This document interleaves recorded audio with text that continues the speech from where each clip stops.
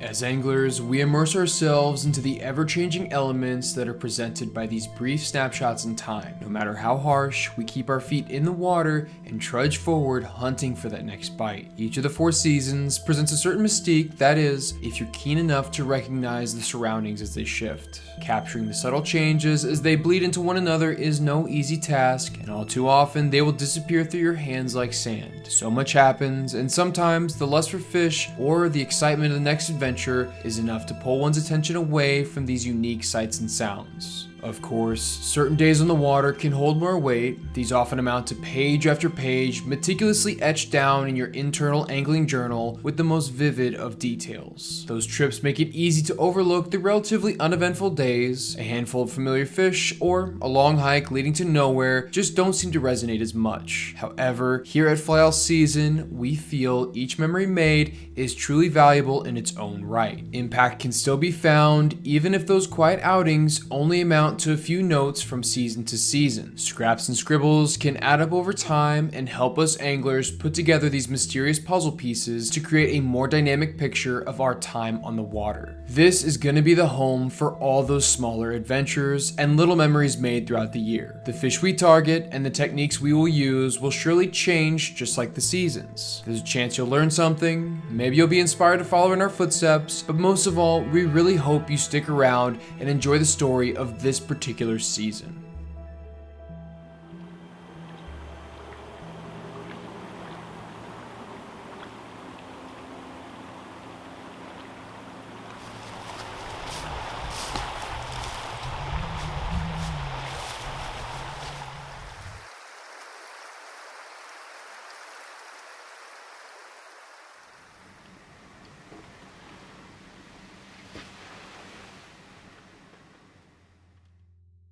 Desperate to run from the cold, I found myself in the plains of southeast Kansas enjoying the tail end of their Indian summer. Unsuspecting blue dots were smattered all throughout the scenic Flint Hills and very much piqued my curiosity. Enough so, in fact, to string up my leaf cutter and track down a trail. And upon further observation, there seemed to be a few bedraggled hoppers left over, which was always a welcome sight. But quite frankly, I wasn't really concerned with catching anything today. I just needed to get out and feel the sun.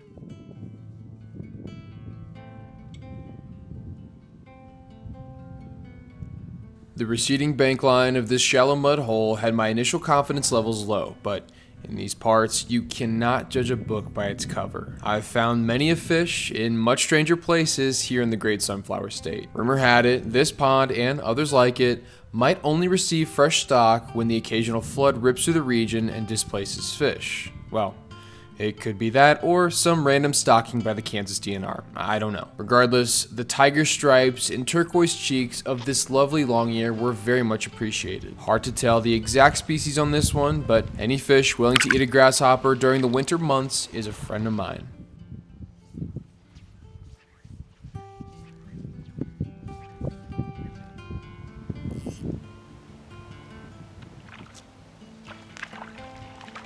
Well, isn't that just a treat? Getting 2 fish to the hand is more than I could have ever expected to find on this outing into the unknown. These are the fish that taught me how to do this silly fly game, and even today, a good old bluegill on the fly is so hard to beat.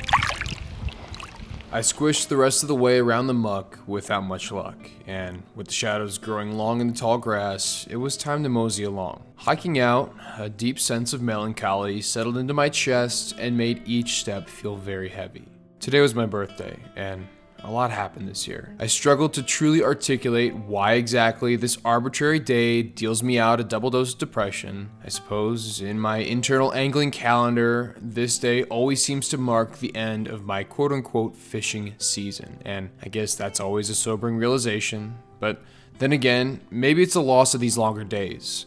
I truly love the warmer months, and anymore, my bones ache thinking of the lost light and the bitter cold to come. At the end of the day, I'm sure it's probably many things, most of which don't really need to be discussed. I can fully acknowledge that winter days on the horizon are a much-needed break for myself and us anglers. This fickle season is good for planning, tying some flies, and most of all, recovering.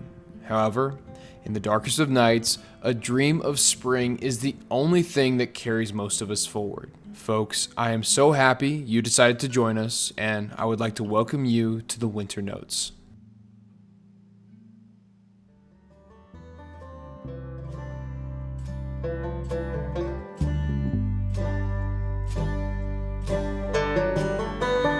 My long drive back east took me through Iowa, and I'd heard great things about the driftless, so I had to make a stop. This deceptively clear morning turned into the grayest day you could possibly imagine here in northeast Iowa. I'm not sure that it was technically winter yet, but it was cold and it certainly looked like it was. Close enough, anyway.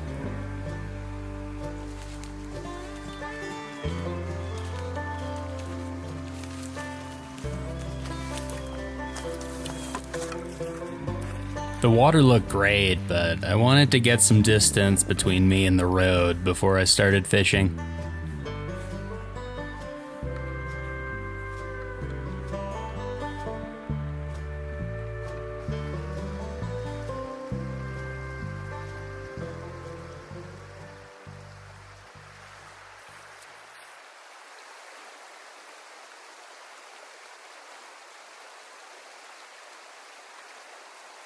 The first few holes I came up empty, but it was still so early in the day, just keep pushing on.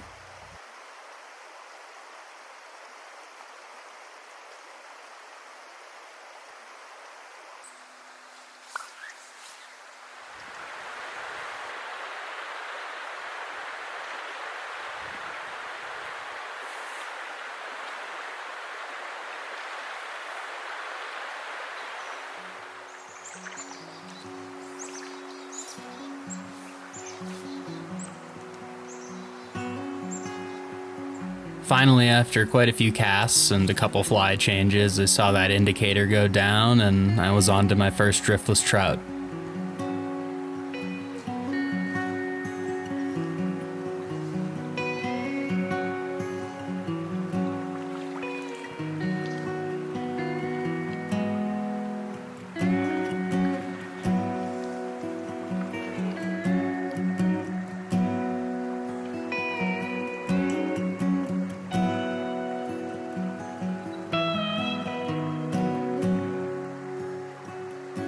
Heck of a start, and I still had a lot of water to cover ahead of me.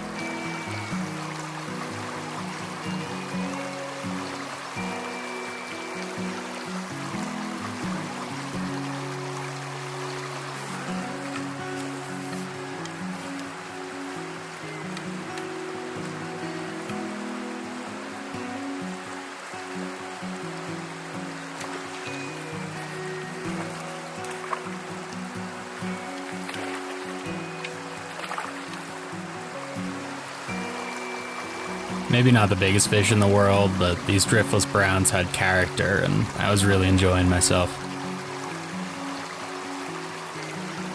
My confidence was now pretty high after that shaky start, and I began to find fish like this just about every good-looking spot.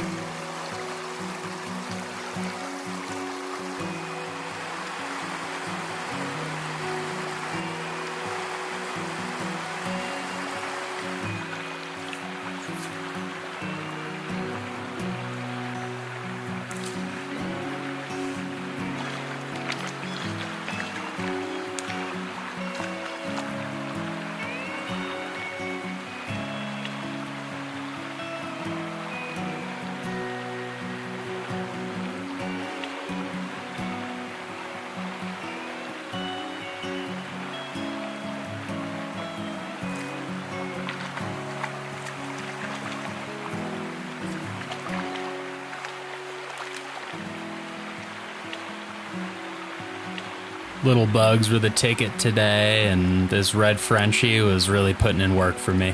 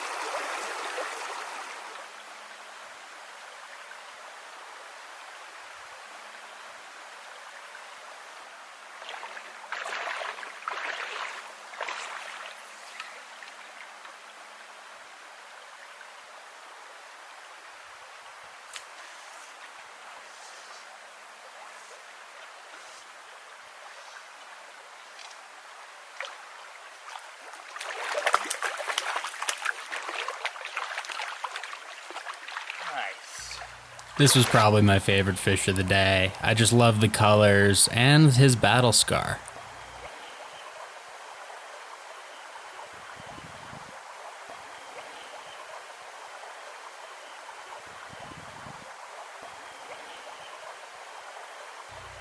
This trout was definitely a survivor, and not too long after catching him, I saw his aerial adversary fly overhead. I would not want to be a trout with a bald eagle patrolling my valley.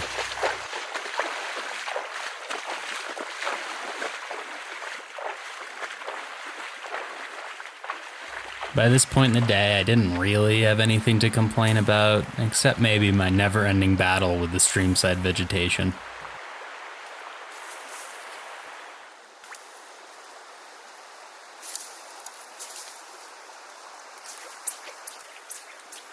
And I've never experienced clinging seeds quite like this, but I powered through my minor inconveniences and kept catching a lot of fish.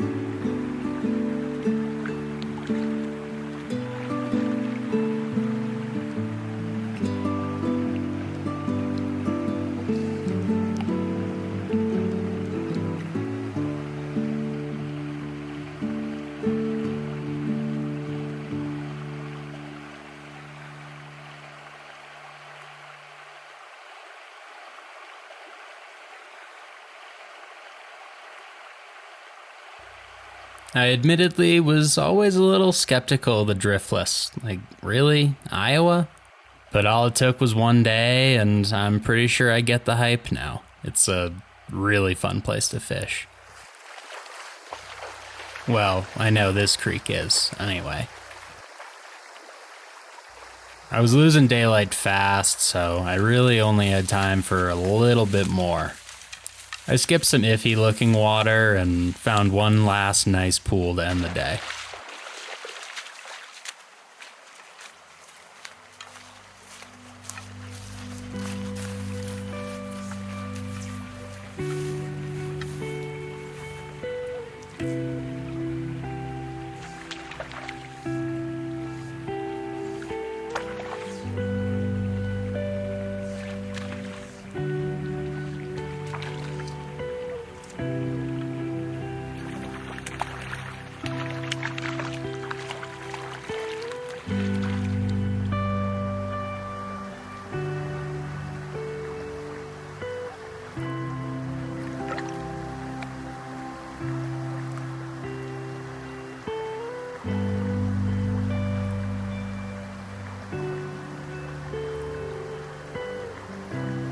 What an awesome introduction to the driftless. I'll have to make a point to stop more often on my cross-country drives.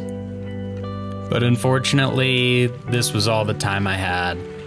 I had to head back to Boston, and by the time I got there, winter would be in full swing.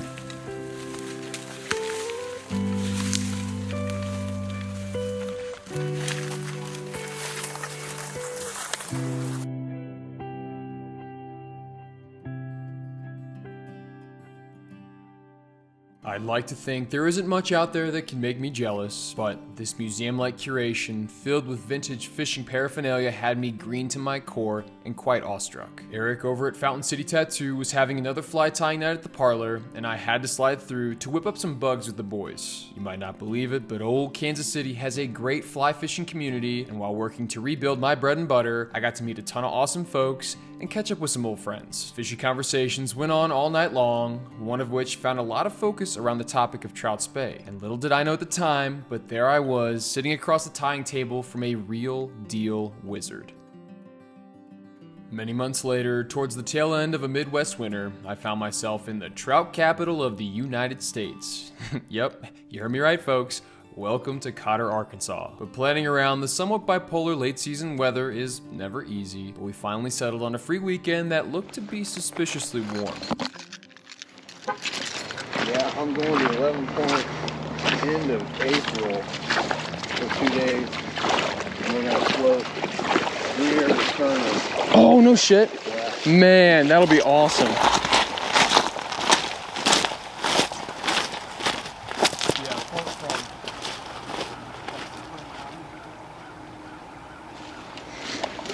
Oh, what the hell? Check this out. Oh, dang. You seeing that? Somebody's having a bad day there, brother. Oh, sir, I can say that's the first time I've ever seen that. That's fairly fresh, looks like.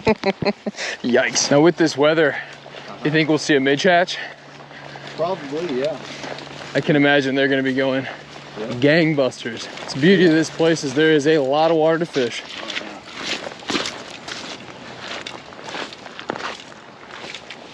This is Chris.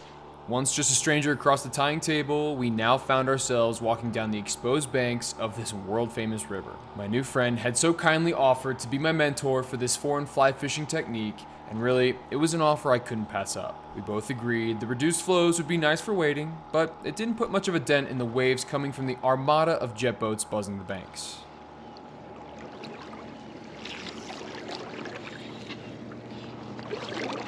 I was far too eager to break out the trout spay once again, so the disturbed water didn't discourage me at all. And that's right where you're supposed to be, right there.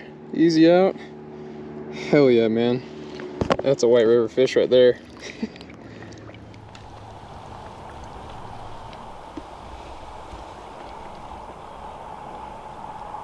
That right there is what we are imitating. That, ladies and gentlemen, is a sculpin. Chris mentioned that these types of patterns are usually pretty effective on the white all year long. It was nice to see that the prototype sculpin imitations I whipped up were good enough to break the skunk. Dumb stalker or not, that was a good sign in my book.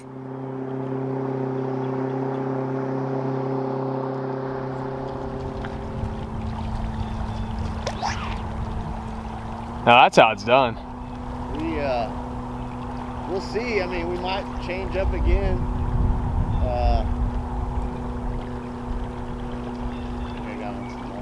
Those PNW steelhead, it's unfortunate they're not really what they used to be, but like population-wise. Yeah, it was right. I was on the Rogue River, and it was right. Oh, you're on the Rogue? Yeah. Oh wow. Yeah. That's like one of the creme de la cremes. That's cool. I just managed to get one, but kicked the skunk, which ain't too bad. No, not too bad. Yeah, yourself? No, I just got here. Oh, very good. Well, I'll pass some good fishy vibes your way then. Hopefully you can. I'm gonna pass my good fishy vibes your way. Hopefully you can find a few. Thank you. A few more that we missed. Where the guy in jeans is That's the cash spot. Keeping the momentum going, we rolled over another set of shoals and immediately found some success. Nothing to write home about, but each one of these little stalkers helped get my faith back in this awkward rod. Casting was clunky, but these newly initiated cement sniffers didn't mind my incoherent slapping. Now, Here's a question for y'all. Why in the hell do these poor rainbows feel so squishy? I swear, they have such a funny feeling to them, and when I think of trout, I think of torsional. Not so much taffy, but anyway, moving across these slippery shelves was a real reminder of younger days spent hunting for tailwater trout. Every year, a large group of extended family and friends would all converge on a southern tailwater for the prestigious trout hunt. Places like the White River served as my shaky foundation for all things fly fishing for many years. Nothing was questioned at the time because I was too young to really know any better, but it's fish like this next one that make casting here feel so strange.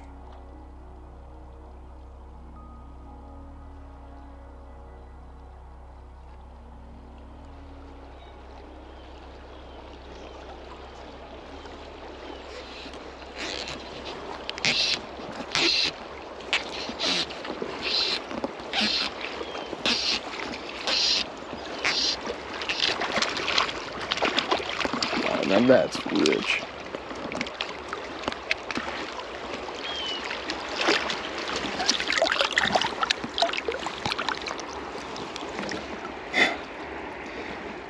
That is a cutthroat.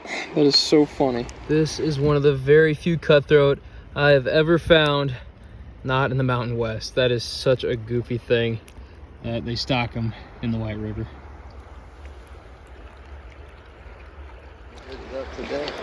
Cool. This is so fun. I'm having a blast. I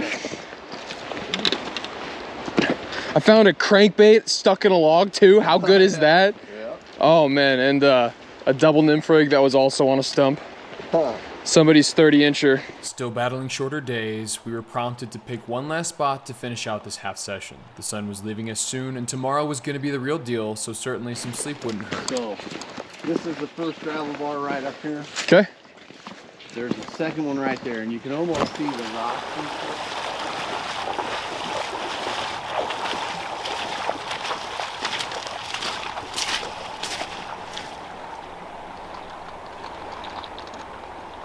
The contrast of the barren trees shadowed in the dim winter light was nice to see again, and one more squishy rainbow for the road obviously didn't hurt. The rest of our swings, however, went unanswered for this very tempting piece of water, but still satisfied with what we saw, Chris and I opted to call it here. Back at the bridge, we brainstormed a brief game plan before a quick dinner and then bed.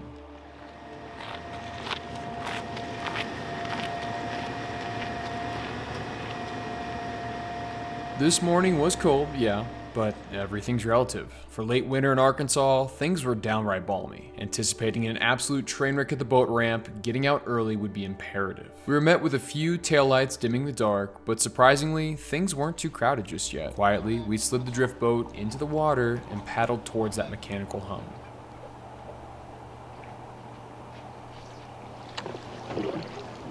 Yeah, it doesn't seem to be kicking at all, man. That, oh wow. Did you see that big, that was a big fish. Holy smokes. God. Yeah, that had I had like a brown. Light sinking, 10-foot sink tip. Mm-hmm. And then we're just put on, we'll have to see, we got a pressure barbs here, single hook here. Did you hear that? That was like a huge splash over there.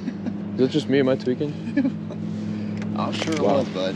The growing glow of a new day revealed the face of Bull Shoals Dam looming over our heads. This right here is the piece of engineering responsible for fly anglers the world over making fishy pilgrimages all the way to the little trout town of Cotter. This part of the White is closed throughout most of the winter to allow the revered brown trout to spawn in peace. Late winter was now nearing early spring, and this section had finally opened back up to anglers. Despite the growing fleet of watercraft invading the upper portions near the dam, a lot of the fish still had fresh eyes when it came to flies. Oh, that's a fish. Well, who would have thunk it?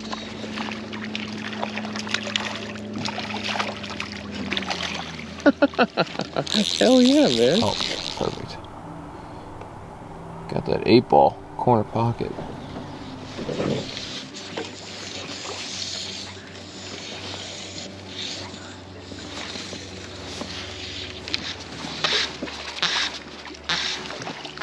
So far, great fly choice. Nice. I'll just quickly take care of this guy. Sick. So it is edible. I think, yeah, no, it definitely is, it's got some merit to it.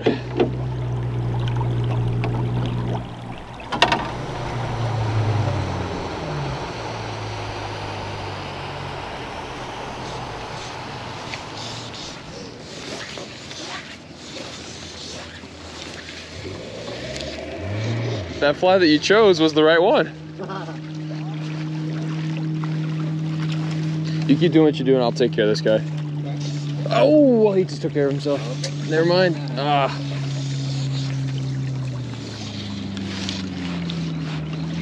Oh my gosh. Oh my God, no, that was a gigantic fish. That scared the piss out of me. That was a huge fish.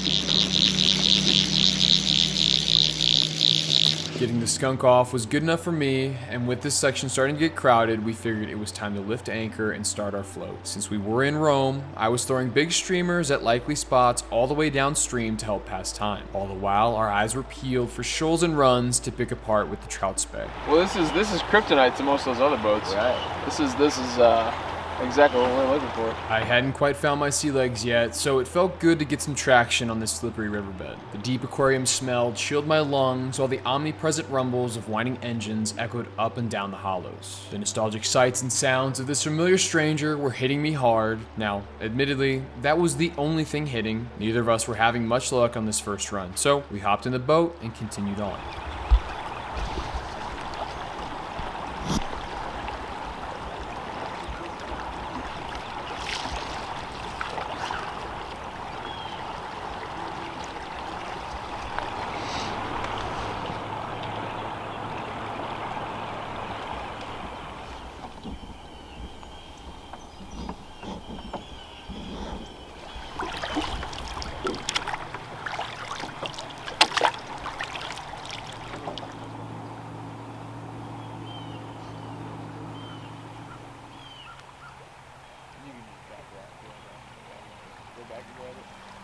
Most of these shallower shoals were either ignored by the jet boat army, or they just couldn't fish them all that well. The drift boat and spey rod combo filled in this particular niche and allowed us to have a fair shake at some of the fish in the system. Granted, it didn't really feel like it at first. I accidentally hooked into my first spey fish well into the afternoon of this first float. Regardless, I was pretty happy to say I had one swing fish on the board.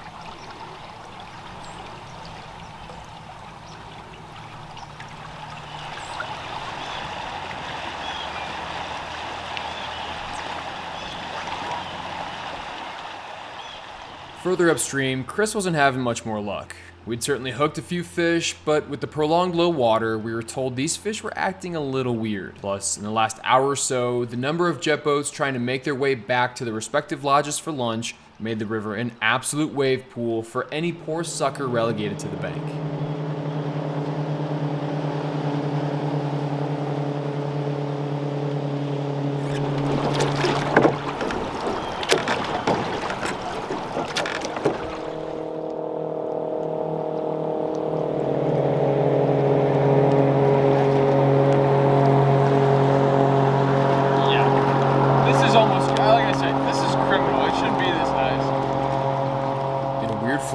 As soon as the boat motor stopped, the fish started biting.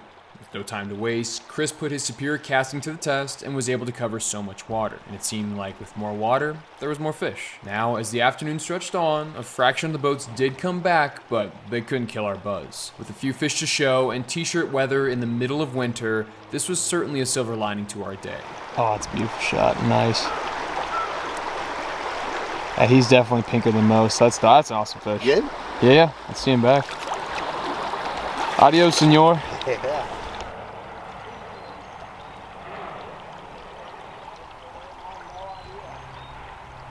Rolling up to our final spot before the ramp, Chris informed me that there might be some nicer fish lurking. The nervous anticipation of tension slowly wilted with every empty swing. Maybe the big dogs had already been caught? Or maybe they were just biding their time for the cover of night to come out and feed in peace. I'm not sure. But floating over the final section, our urgency to find fish wasn't biting too hard. We still had another full day left, so we discussed tomorrow's plan before we hit the ramp. After getting eyes on this section, it made sense to run it back, but maybe to fish it a little better knowing what we know now.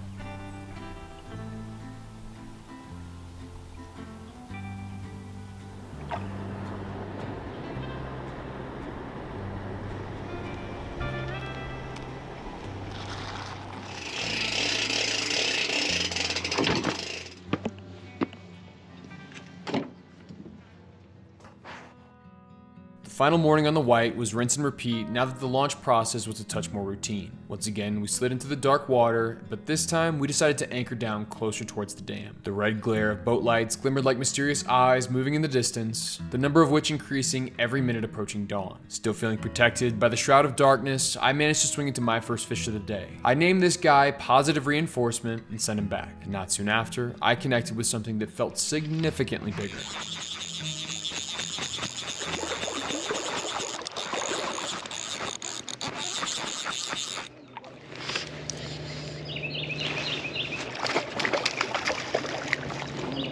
This is a good fish.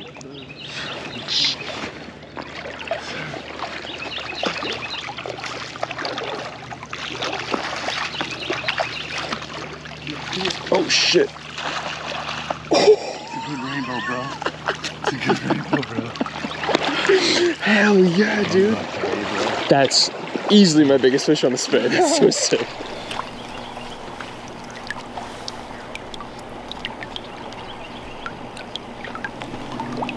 That's a beautiful tailwater rainbow right there.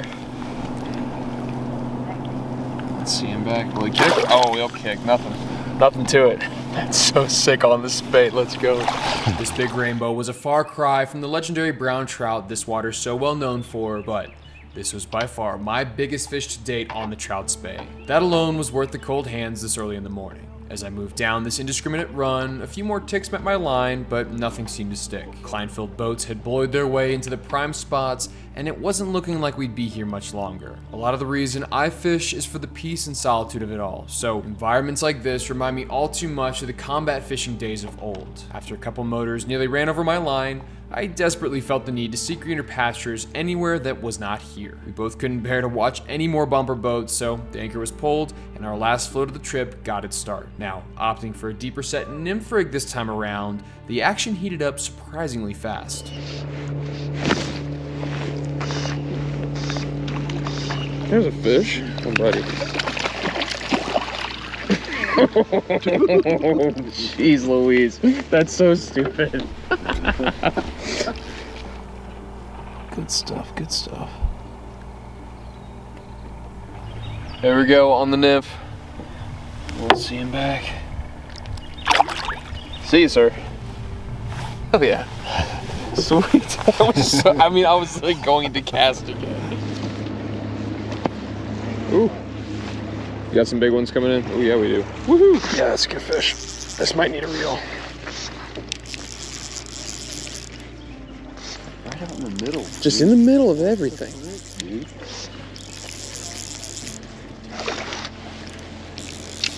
Oh, buddy, I'm gonna let you go if you want to go. That's another great bow.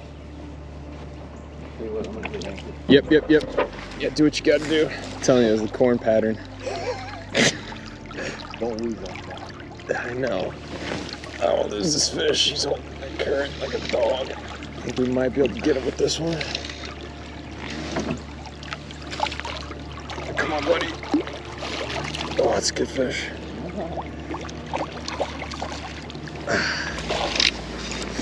Golly, Jones. Oh, man, I feel like he's going to pop any second now.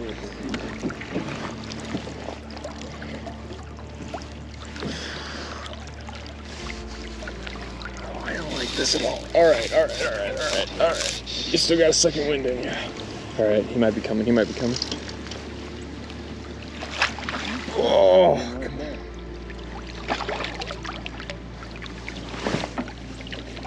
He's a thick son of a bitch. Really?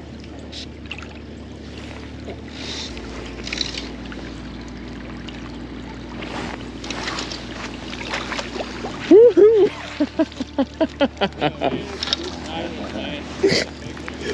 Hell yeah, man. Do you think there's any way we could get him to the side? Yeah, dude. I'll tell you what. We could pull over there. Yeah. And get out. Yeah. And just hold him like here. Yeah, I will. Yeah, he's got those bright cheeks, man. That slash is perfect. He's a survivor. He's been here a while.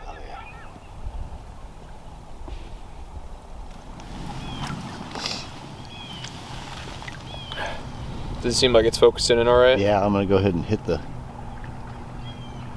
Sick.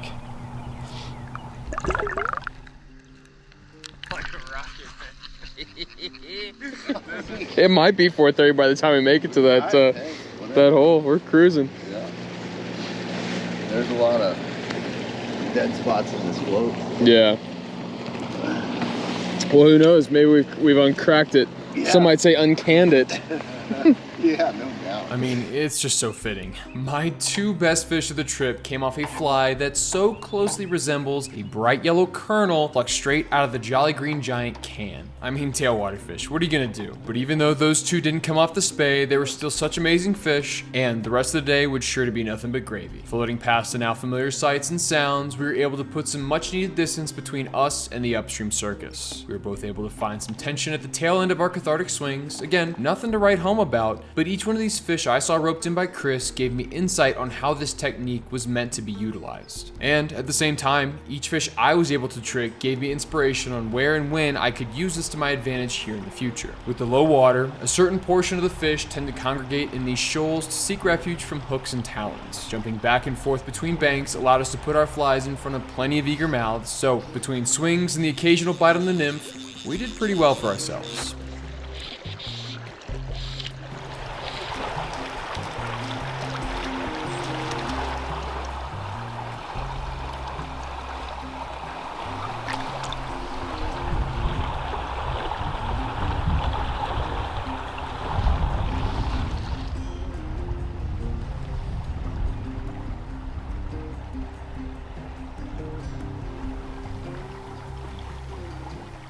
Rain is now pushed past 5.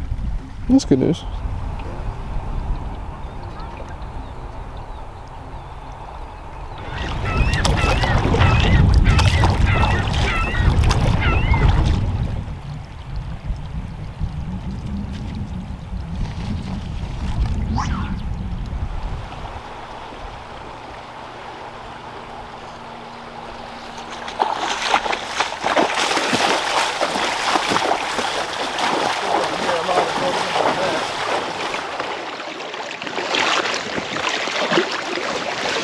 Son of a, no, that's a bit better than fish.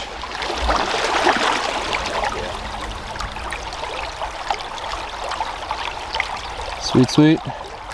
See him back.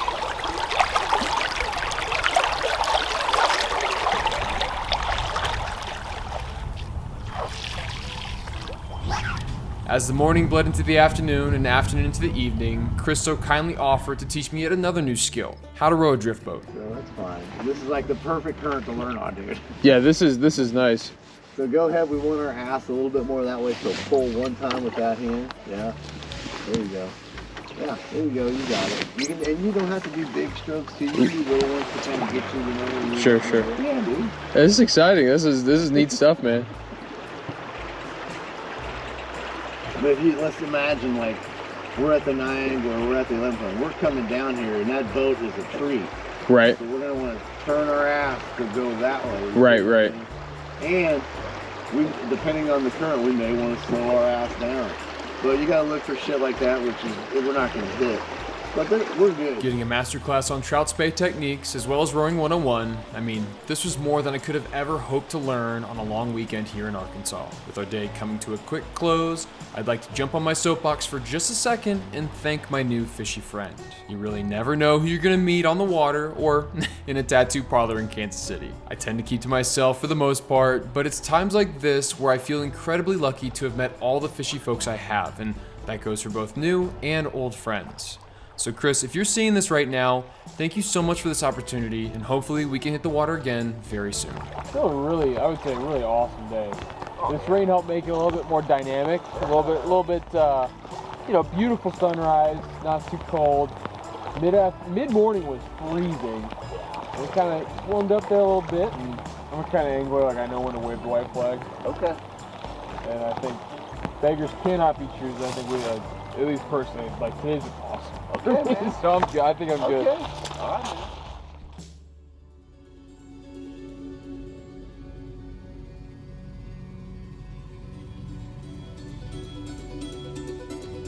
Finally, after many months on the road, back in Boston, just in time for the first big snowstorm of the year.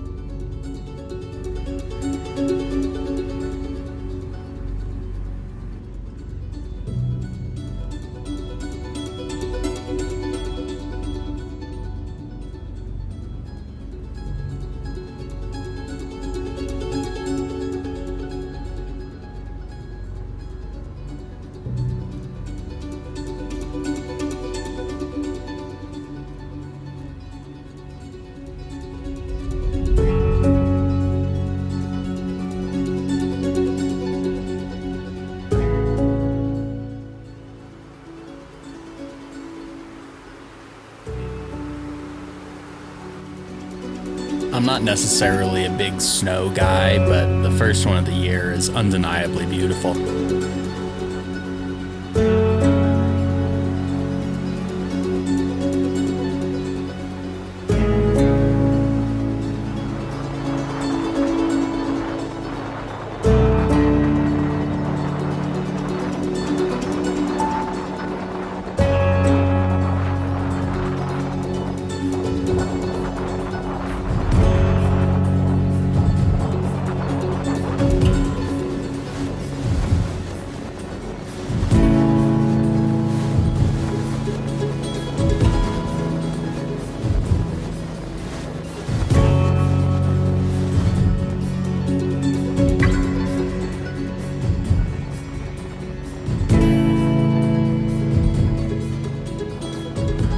Deep winter was setting in here in New England, but that didn't mean I was going to stop fishing. I gave it a couple days, but then I mustered up the will to take the 2-hour drive south to my favorite winter fishery in the area. Well, favorite, maybe that's a loaded word, because this river has frustrated me endlessly over the years. Now, don't get me wrong, I've certainly caught some awesome fish here. This river's known for its large, wild brown trout. There's some rainbows mixed in for sure, but the browns are the real prize here. I'm of course talking about the most popular and crowded winter fishery in New England, the Farmington River tailwater.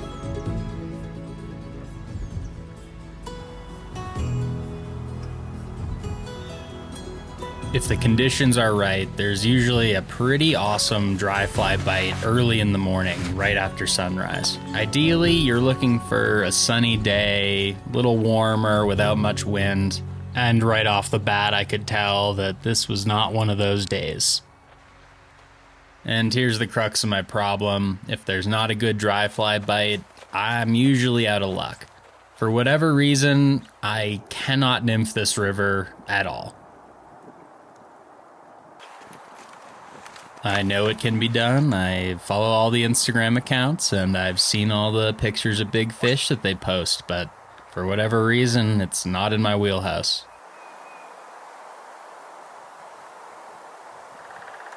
It was cold and cloudy this morning, but the wind at least hadn't picked up yet. I was hoping eventually the fish would become more surface-oriented.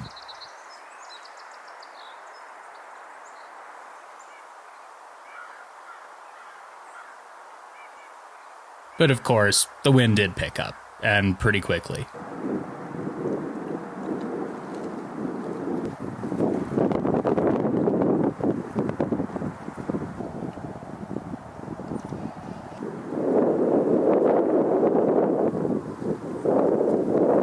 It's not like I never catch fish nymphing. I've caught one standing on this rock in the past, but not today. After nymphing this run for a while to no avail, I switched spots to an area I've had some subsurface luck in the past.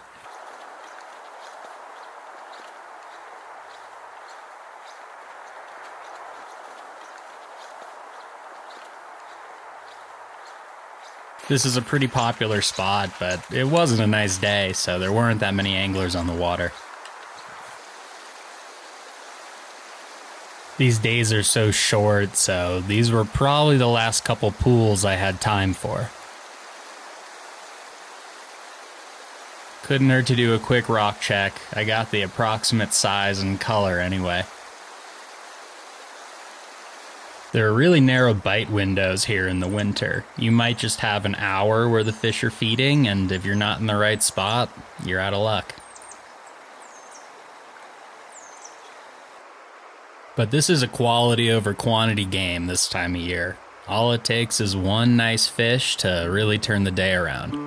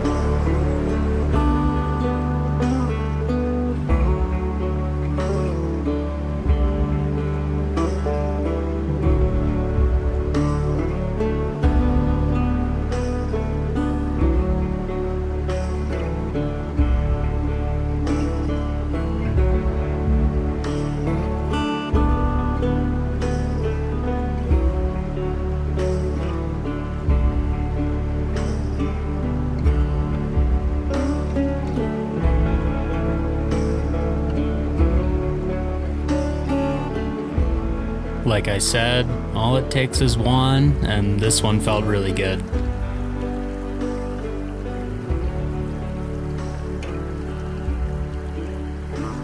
And just like that, this winter day on the river is done. I picked up some snacks at the local general store and began my drive home. Good fish, good day, but I couldn't let a winter go by without hitting a Farmington River dry fly bite.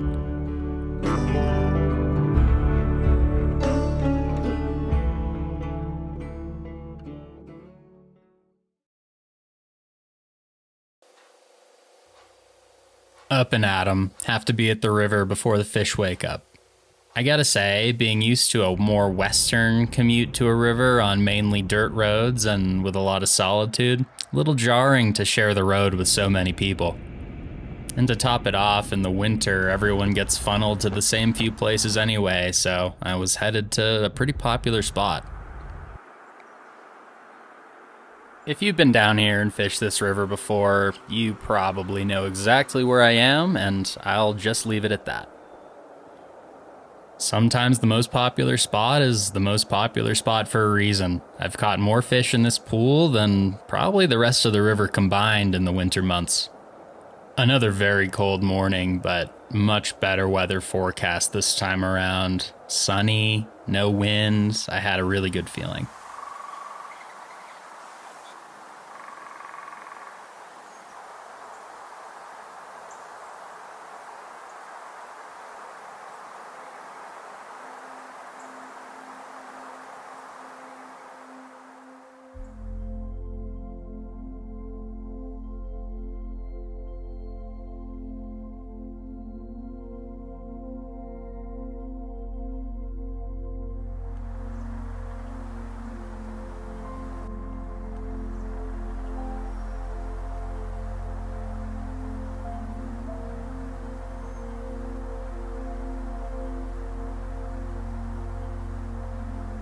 A really encouraging sign. You'd be surprised by how many winter caddis and winter stoneflies are around in the mornings here.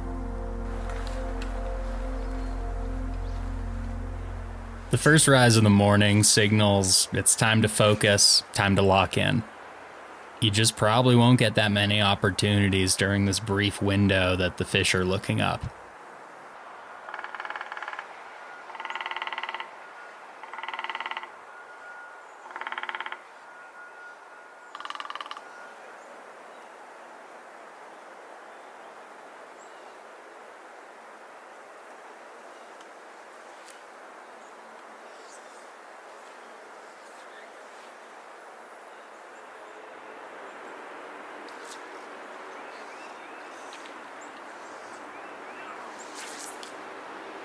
Oof, that was devastating. It was a really nice fish. And then I made a couple sloppy casts to the next few risers. It had been a few months since I'd done any technical dry fly fishing, and you can see the rust pretty clearly.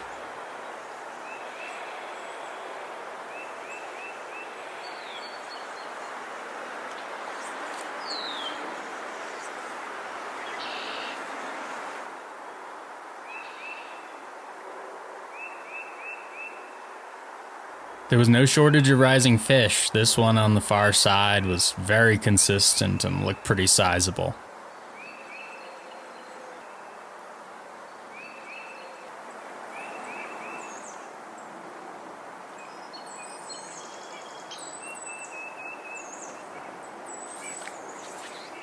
Just couldn't quite reach him or couldn't get the right drift. Either way, he was not interested. Luckily for me, I got one more shot.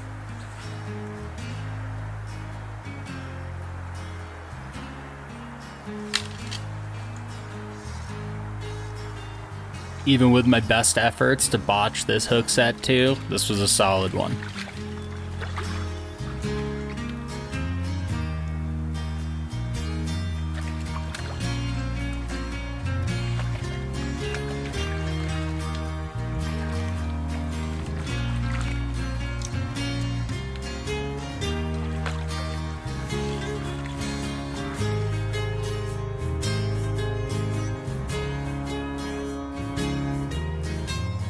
This was my best fish of the entire winter, a beautiful, wild Connecticut brown trout.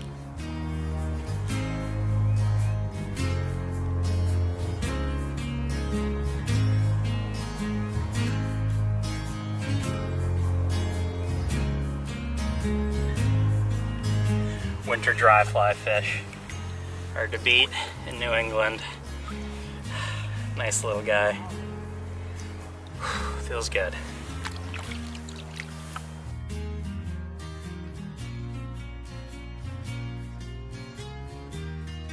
There's a couple patterns I've dialed in over the years, but this is the smallest one, and of course it catches the most fish. Small is necessary in the winter sometimes. Maybe most importantly, with that fish, I finally got to take the plastic off my new Ant 5 weight.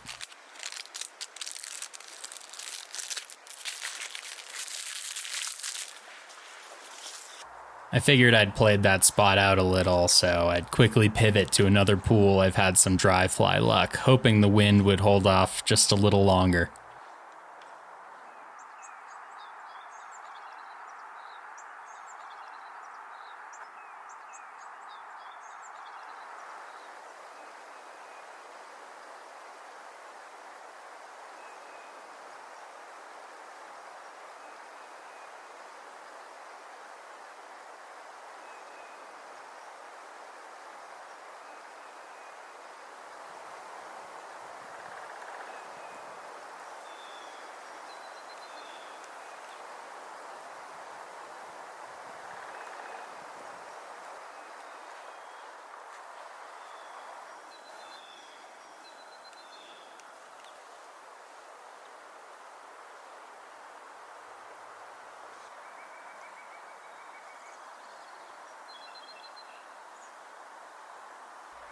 There were a few scattered risers here and there, and the bugs were definitely still around.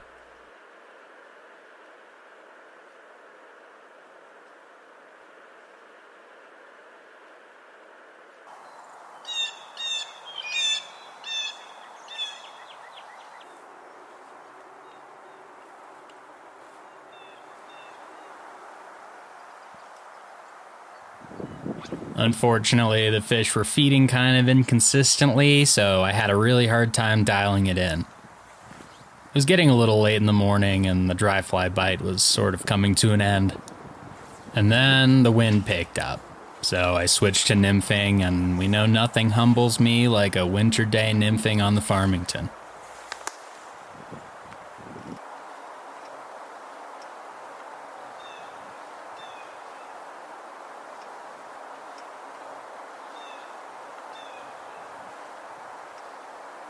I did spot a small pot of risers on the far side. I tried to make this long, tricky cast, but I couldn't get the drift right at all.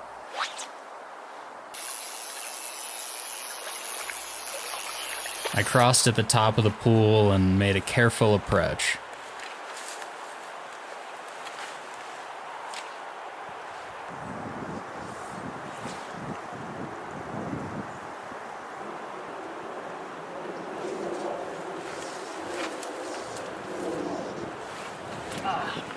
That's 2 out of 3 hooked fish that popped off on the day. Okay. Hopefully they'll start rising again. And then another missed hook set to boot. After giving the fish a while to reset, I took my position again, but this time with some company at the top of the pool. I couldn't even really believe this happened at the time, and now I just kind of have to laugh.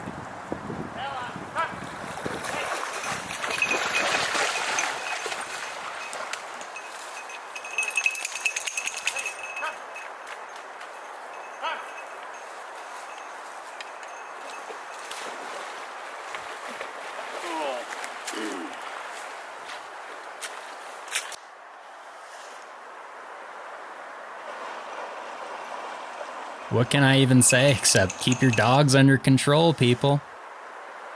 As you would expect, the fishing completely shut off after that. I gave nymphing one last shot, but I was pretty sick of bobber watching at this point. Either way, it was getting late, and I thought it was time to get out of these cold, leaky waders and end the day.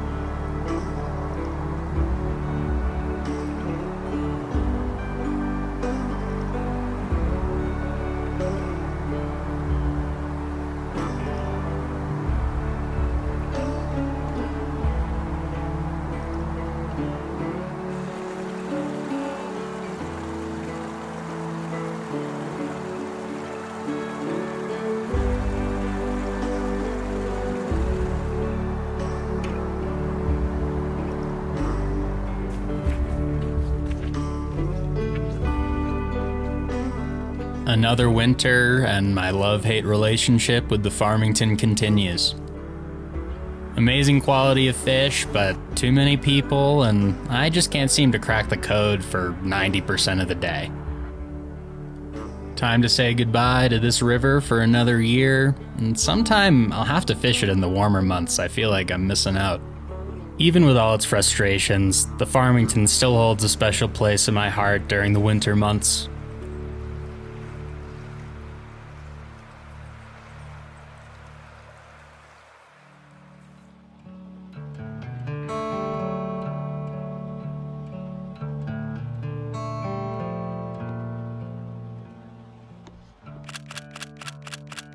Developed on the banks of Ontario's famous Nipigon River, a fellow by the name of Don Gappin sure left his mark. It was originally meant to look like the slippery sculpin that filled its waters, but really, a versatile fly like this can imitate any number of invertebrates being swept away in any trout stream. I don't know much about this Gappin chap, and admittedly, I found this fly a little late in my fly fishing life, and it's kind of funny to be having a muddler renaissance in the age of a million flies, but over time, no matter where I'm at or what I happen to be fishing for, it's become an absolute staple in my fly box. In theory, simple to tie, and even more simple to throw. But there's a bit of a story with this particular muddler, so I hope you stick with. To tell it properly, I'll need to go back to early winter and back to Kansas.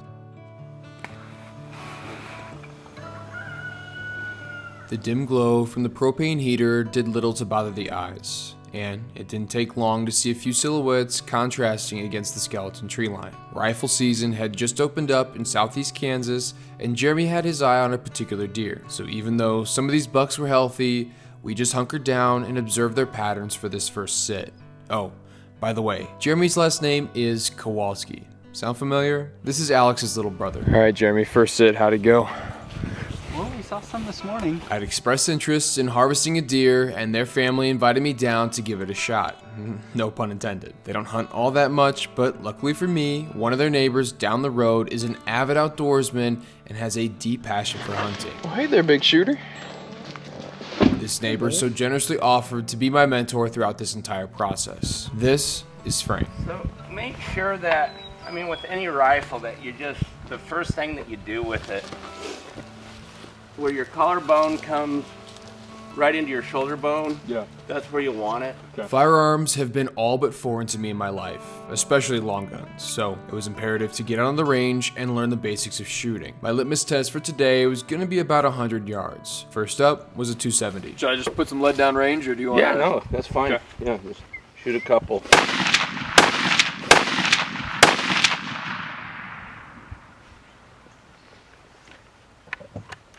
Come on, Petey, let's go see.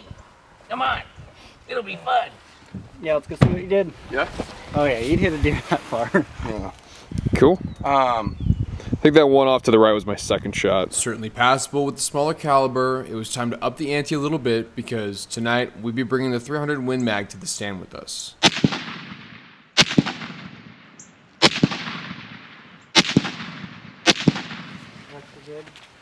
I think they're all within the center. With a little more kick and the pressure to be a passable shot nagging at my mind, I definitely pulled that second shot in anticipation of that mule kick. Yeah, that certainly doesn't suck. Yeah, that's pretty good. That's excellent. How's your shoulders feel? Fine? Well, they feel like shit because Jeremy decided to do a really crazy arm workout yesterday at the gym. So, yeah, but no, Well, that's good. Now you can't notice. right? No, it all hurts.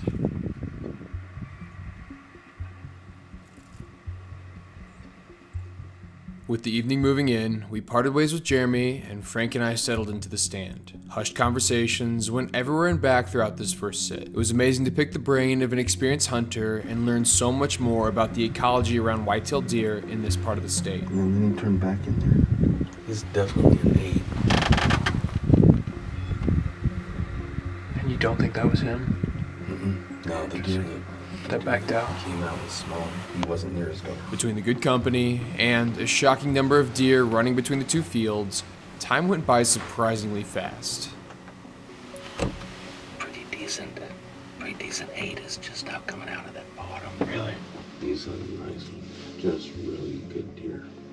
Oh yeah, there they go again. That's so cool. Oh man. Yeah, Jesus, that 4-pointer is fucking, it's tall. Yeah. So you leave a buck like that, you pass on him. What can you expect from next year? Like, what's he gonna? Like, will it be mass? Will it be branches? Like, what's usually mass mostly? Yeah. Okay. Yeah, and that's that's the one thing that's kind of obviously he's missing now.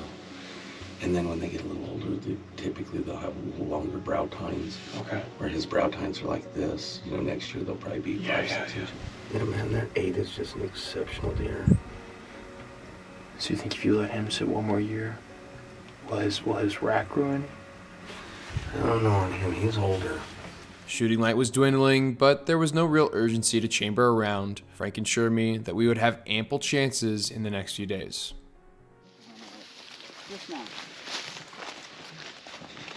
Why did you just drive over there? That's a good question. I like to get out and walk. Kolsky, what do you have to say about deer hunting?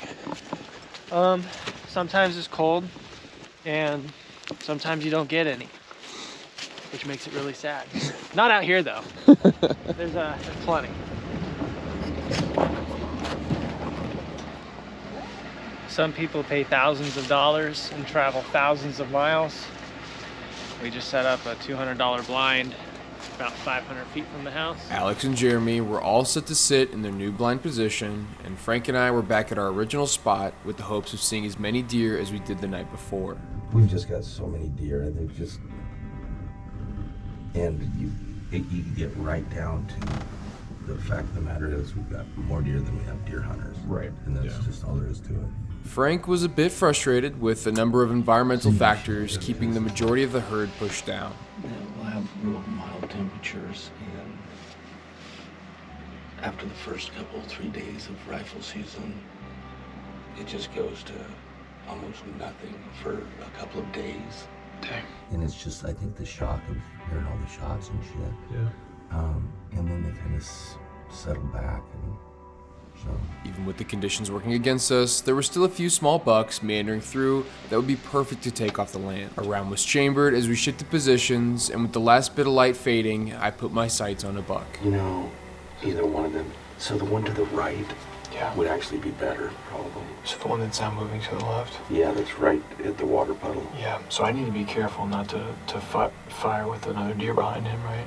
Yeah. There's an obstruction with that window. So I've got him just barely at the corner there. You can kind of see. I wish I knew how to run, because you could probably get him out this window. When you're ready, I can get him to turn. Hold it up. I'm ready. Give it. Down right there. Good shot. Holy Toledo. Good shot. That's cool. Thank you so much. You're welcome. Oh my You're welcome. gosh. That's awesome. You see him rear up. Oh man, he went sky high. Holy shit. Do you have any problem if I hold on to this? No. What the? That was cool. Thank you. Oh, Seriously, you're welcome. thank you. For sure. As much as I'd like to sit here and say I was a stone cold killer, that would be a big old fib. Breathing exercises did me no favors because my heart was about ready to jump out of my chest when the shot rang out and the deer hit the deck. The giddy excitement was really hard to contain, and I did my best not to embarrass myself in front of Frank. Short, anxious breaths turned into laughs while I did my best to hide the tremors in my hands. It's strange to say, but in that moment, I really felt like a kid again. I somehow was able to tap into a forgotten feeling of opening that amazing birthday present or pipe dream gift that Santa somehow got down the chimney. This right here was meat, this was fur, and most of all, this was a once-in-a-lifetime memory.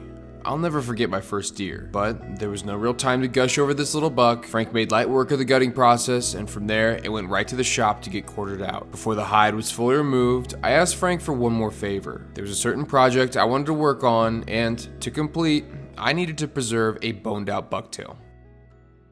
After a few good weeks sitting in the salt, my bucktail was properly preserved and ready to be put to use. Winter is always a great time to jump on the vise and fill the box back up, and I had a few slots ready in mind for a good old muddler. Now, as you can see, there aren't a whole lot of materials needed for this fly, and like I always say, use this simply as a blueprint. Fly tying is cooking and not baking. There is no need to follow exactly what I do because there's a good chance I will never tie the same fly the exact same way. So, that's enough of that. It's time to whip up this bastardized bug. Can't really tell you why, but I've always liked tying on a heavy hook shank, especially for streamers. But once that's all secured, it's time to attach the tail. This comes in the form of a small chunk of pine squirrel zonker strip right off the back. And next, I'm going to prepare the body. And to do that, you'll need to first tie in some heavy copper wire, followed by some bigger strips of flash material. Once that's in, do some touching wraps forward with the flash, and keep in mind which direction you're wrapping. Because once that's locked in, you're going to take your copper wire and make even wraps in the opposite direction. I've heard this makes flies stronger, and in the long run, it seems to work well enough, so I keep doing it. The last thing we're going to do to finish out the body is to add another strip of zonker tail off the back. Okay, that was easy enough, right? Well, now it's time for the tough part, the head. I have never been skilled with spinning deer hair, so maybe look to someone else for tying techniques on that one. I just kind of barrel through it. First and foremost, I like to start off with one normal clump of hair added off the back, almost creating a collar with these kind of flared out fibers coaxing rearward. But after that, it's really time to get spinning. And my best advice with this would be to err on the side of caution. It's like that old adage with grade school glue, a dot is a lot. Adding too many clumps can crowd the eye of your hook, and having too thick of clumps can mess with the spin, and more often than not, you're just going to end up breaking your thread, which I do all the time. Trust me, the deer hair will flare out more than expected, especially when you get things cleaned up. Speaking of, it is time to make an absolute mess, and Don't be fooled, scissors will do the job just fine. The fish don't care if your muddler has a nice fade, so the clean aesthetic is purely for the angler, not so much the fish. But here we go. Mine ended up looking a little something like this, and I have to say, that's not half bad. For some of you out there, you may know what this is, but for a lot of you, I'm sure it's kind of a weird looking, kind of classic fly. This here is a muddler minnow, and it's my spin on a muddler minnow. You know, I've taken some liberties with certain materials, but something to note, and something that makes this one a little bit more special than most, is that the deer hair I used to make the kind of the cone head on this is from the buck that I shot earlier in the fall. And so, you know, there's levels to this game. You know, tying your own flies, that's really cool. Tying your own flies and then catching fish with that, pretty dang cool. But then tying a fly with material you harvested and then catching a fish on it, it just keeps adding to it. So, you know, be it deer hair or pheasant tail, you know, there's so many cool natural materials that we can go harvest and get and make some really cool things with it. But obviously, you know, this is, again, kind of a Frankenstein version. This is my version of a muddler. Some of these materials aren't exactly traditional. They aren't classic. It's, again, kind of an amalgamation of things that I like. So if you're interested in any of the other materials that go along with this fly, definitely go check out AvidMax. They've been helping me out all winter long with my various fly tying projects, and yeah, they get me my stuff fast, and it makes a big difference, especially with all the moving around I do. They get it super quick, and I'm able to tie these flies and get on the water and catch those fish. So folks, that's enough of that. I'm so happy this worked, and yeah, let's get back riverside and maybe catch more.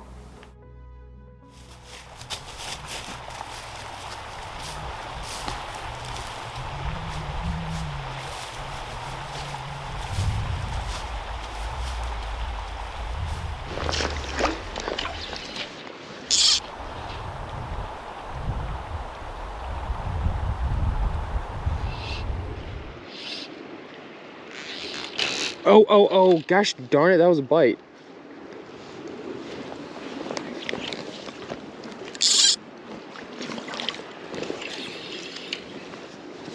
Well, I messed that up, didn't I? Dang it.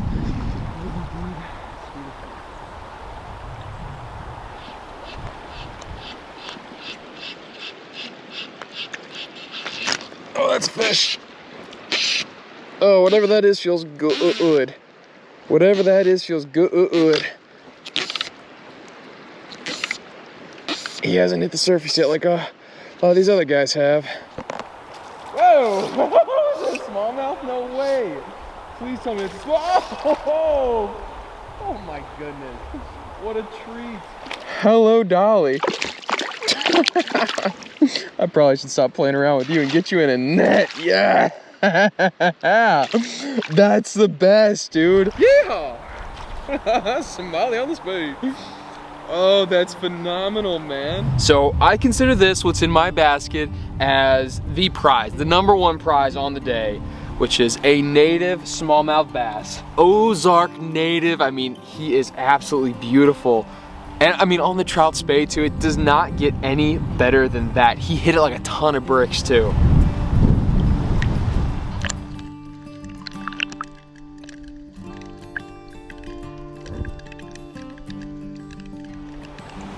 You know, this fly may not seem like much to most, but to me, and especially right now, I am so unbelievably proud. And it's just like the levels of satisfaction. Like, fly fishing is a very interesting thing where you can do whatever you want and fish however you please. And, you know, whatever enjoyment you get out of it, that's the goal. So be it, you know, some Southeast super stockers or some little tiny creek natives, it is whatever you want. And then like the delineation in between with the flies you tie or flies you buy, or, you know, certain rods you make or buy, you know, there's so many levels of satisfaction. And to sit here and look at this fly and know that I shot this deer, harvested it, processed all the meat, you know, of course with a lot of help, and then also preserved the tail to make a muddler like this. So not only did, you know, not only did I tie this dang fly, but the materials I used, I had my hands on the blood and on the salt and preserved it all, and it's just, I don't know. It's so satisfying, and I love that there's no end to this with fly fishing. You can go new places, you can see new things, and there's always something you can learn, always something you can gain. And yeah, this it may seem incremental at times, especially as you get into it and are familiar with things, but for me, I mean, this has been a very cool thing, and I would say, yeah, in the last few years, I would put this very high on the list of really cool stinking things. But I've been working this seam pretty hard with the swing, and I think I'm gonna grab the nymph and hopefully catch a dang fish on the nymph. I know they're in there, and I know they'll munch a nymph, so I'm gonna hang old Sally's swing up and grab the nymph.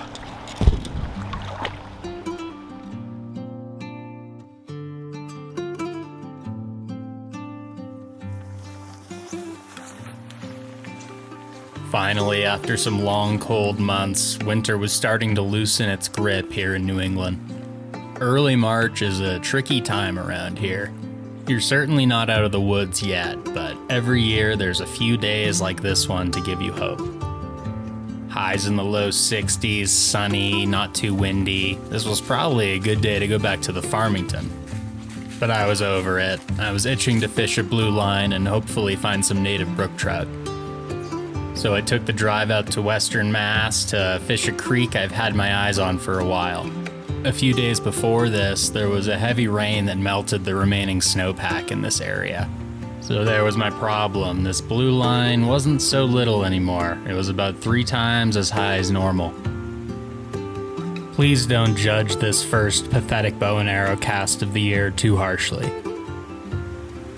I was just happy to be out. There was of course some rust to shake off. Expectations weren't really that high. I was concerned that the water levels might shut off the fishing. But in reality, it didn't take that long to find some action.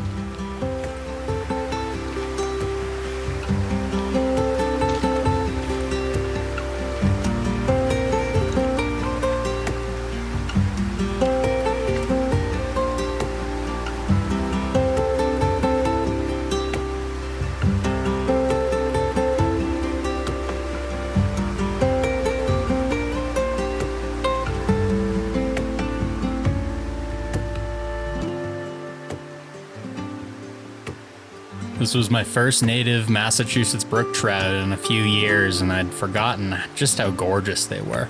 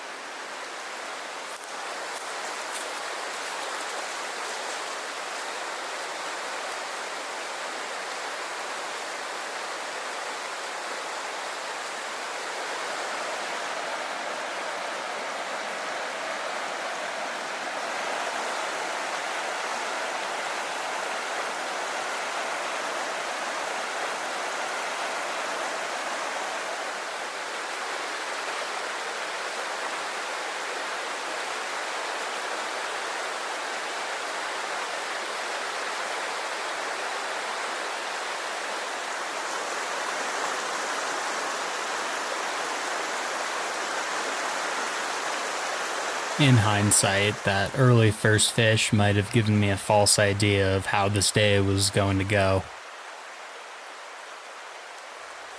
By this point, it was clear that the high water levels were hindering me more than I expected.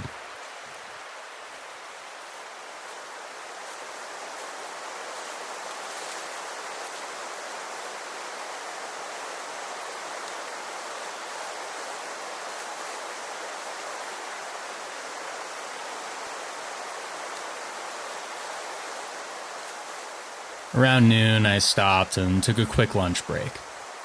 I admittedly got a little bit distracted by the boulder I happened to lean up against.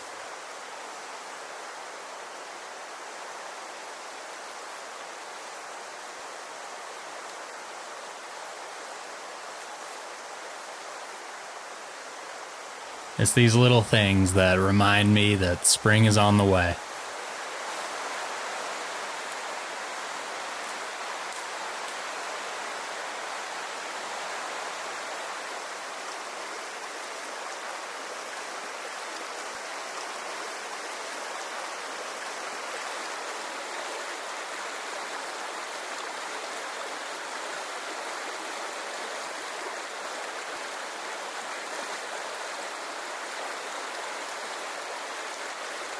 Even though it was beautiful outside, I started to consider cutting my losses and ending this day a little prematurely.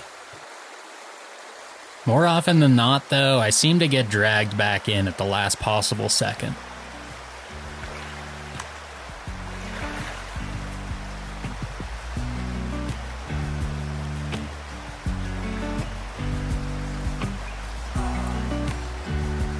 It was only on for a split second, but fish number 2 of the day was definitely a little bit bigger.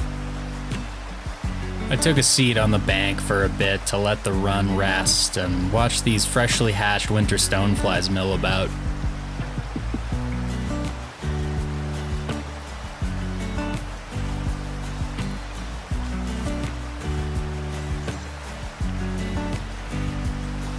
Whether I like to believe it or not, patience does pay off sometimes.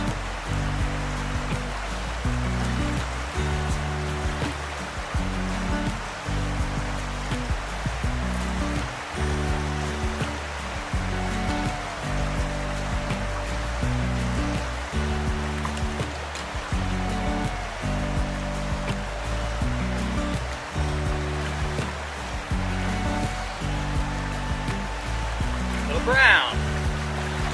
Didn't know they were in here.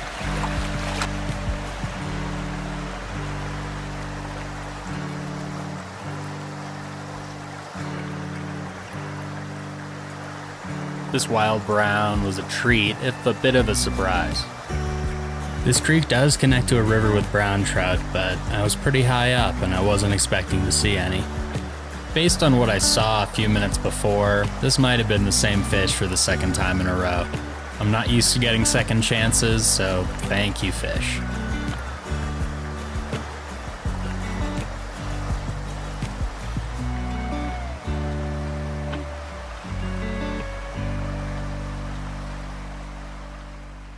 I came out here with pretty low expectations, and this had already surpassed them. I started to pay a little bit less attention to the river and a little bit more to my surroundings. A sunny 60-degree day in a gorgeous western Mass forest, just what the soul needed after a long winter.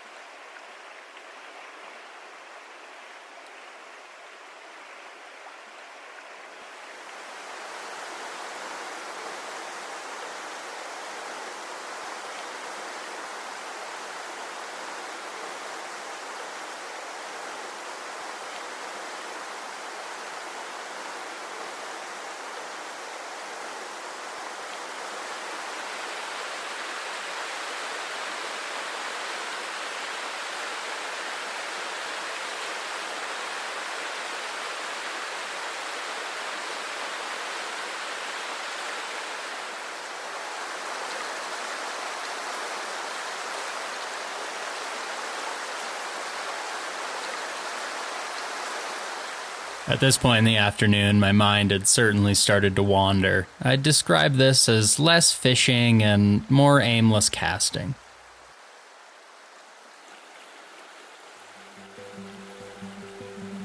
But sometimes, even when you're not paying attention, things will work out for you.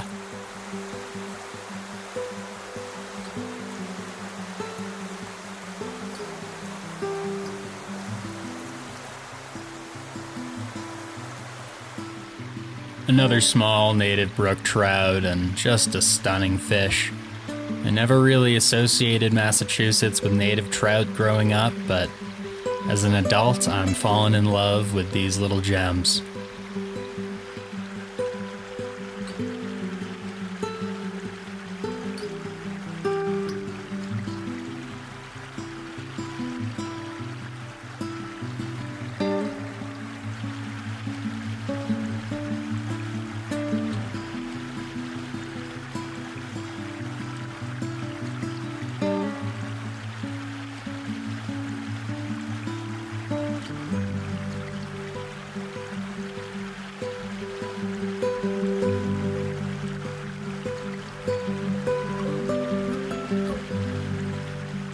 Those 3 fish might not seem like much, but My cup was full, and I was really happy with how the day went.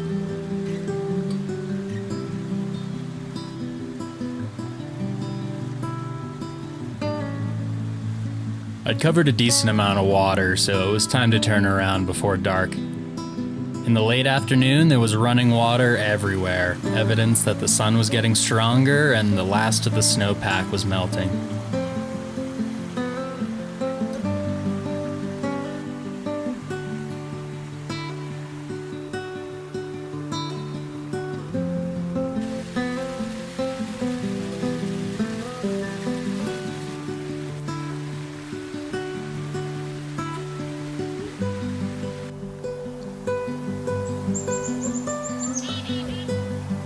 I linked back up with the trail and spent about an hour walking in the woods on my way back to the car.